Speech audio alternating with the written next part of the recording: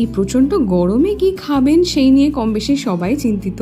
তবে জল ঢালা ভাত হোক বা সেদ্ধ ভাত, এই গরমের দুপুরে একটা দিন পাতে পড়তেই পারে এই ইউনিক ঢেঁড়স ভাজা। এর জন্য খুবই সহজ। ঢেঁড়সটাকে ভালো করে ধুয়ে নিয়ে একটা কাপড়ের সাহায্যে গাটা একটু শুকিয়ে নিতে হবে। এবার আগার গোড়াটা কেটে নিয়ে মাঝখান থেকে ঠিক দুটো স্লিট এইভাবে দিয়ে নিলেই দেখবেন খুব সুন্দর 4 টুকরো হয়ে গিয়েছে। এরপরে দেবো ঘরে থাকা কিছু উপকরণ, যার মধ্যে রয়েছে বেসন, হলুদ গুঁড়ো, কাশ্মীরি লঙ্কার গুঁড়ো, স্বাদ মতো নুন। খুব ভালো হয় যদি এতে একটুখানি চালের গুঁড়ো দেওয়া যায়।